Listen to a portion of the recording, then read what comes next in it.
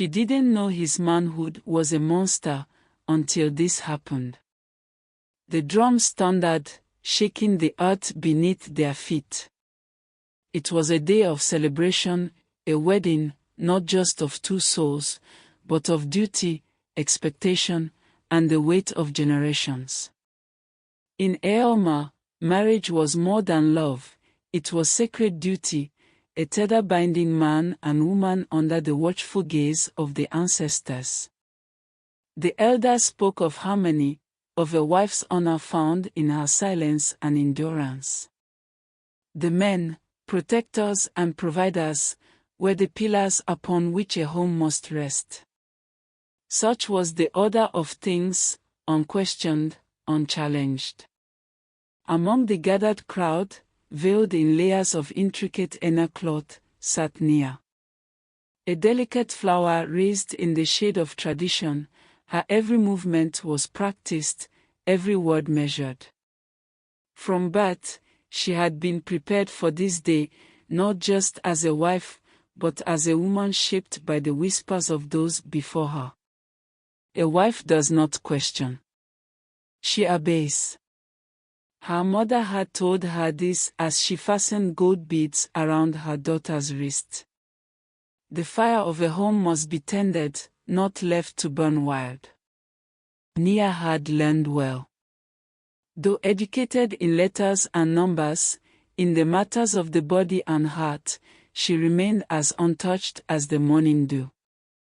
There was mystery in what awaited her, a mystery she dared not unravel for fear that knowledge would make her unworthy. Her groom, Jabari, stood apart from the men who laughed and shared their gourd of palm wine. Broad-shouldered and sharp-eyed, he was a warrior, a man carved from both strength and patience. The people admired him. His hands, calloused from walking the fields, had also known the weight of a spear.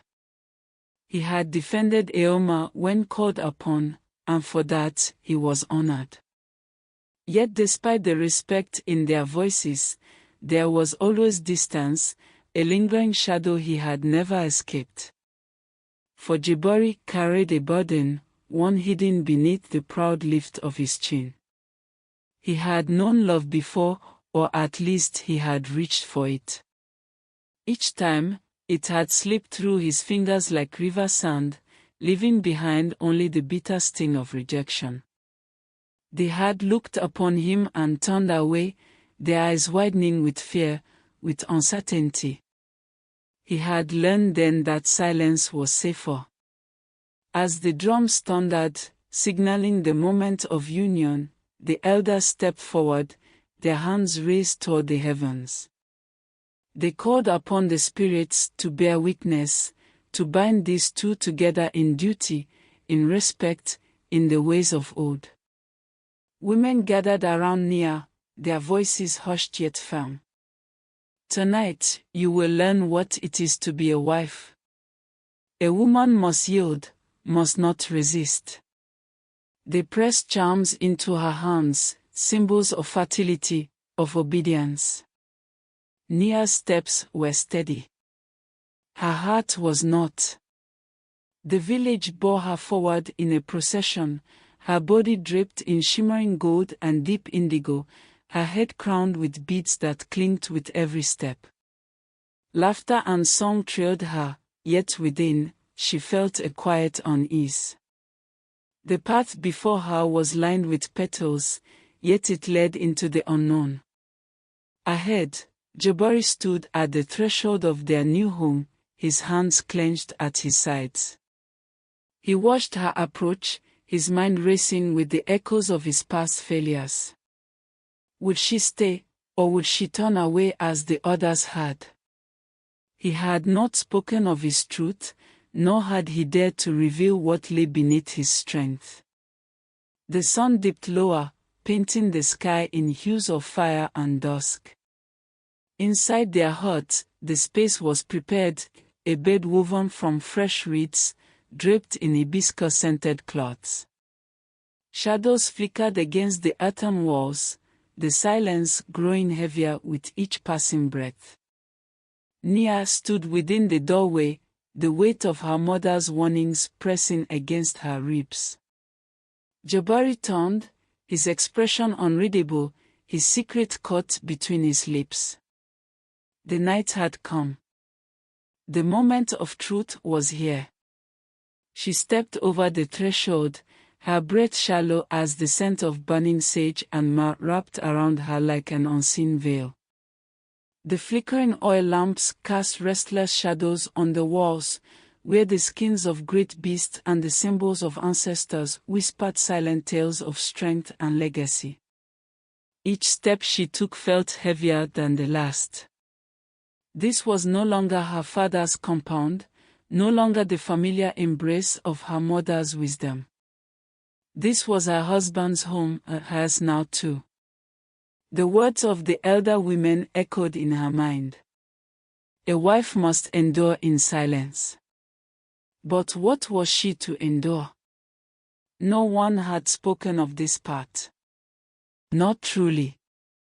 Their words had been veiled, shrouded in riddles and half-smiles. Nia knew what was expected. Yet, standing in the dim light of the hut, she realized she had no true understanding of what was to come. Jabari remained near the entrance, his broad shoulders rigid, his fingers flexing at his sides. The dim glow of the fire painted his dark skin in warm hues, but the tension in his stance was unmistakable. He was not a man of hesitation. On the battlefield, in the fields, among his peers, he moved with certainty, unshaken and unchallenged. Yet now, in the silence of the night, he hesitated. His heart pounded with the same dread he had carried in every courtship before. He had learned long ago that fear did not always come from war. It also came from love. From the uncertainty of acceptance. He had tried to speak before, tried to explain, but his words had always been met with the same reaction: fear, confusion, sometimes revulsion. Would tonight be the same? Nia lowered her gaze, hands trembling as she reached for the beaded sash at her waist. This was her duty, was it not? She had been prepared for this moment, told that she must give herself with grace, with patience. And so she did not resist. She stepped closer, her breath catching as she finally faced the unknown.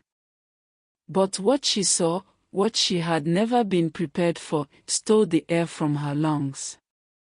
Her gasp was sharp, almost a cry, as she stumbled back. Her heart pounded like the village drums, wild and uncontrollable. The world around her blurred, her vision narrowing only to the sight before her. Something she had never seen. Something she had never been told was possible. Jabari did not move. He had seen this before. He had heard the gasps, seen the wide eyes filled with uncertainty and fear.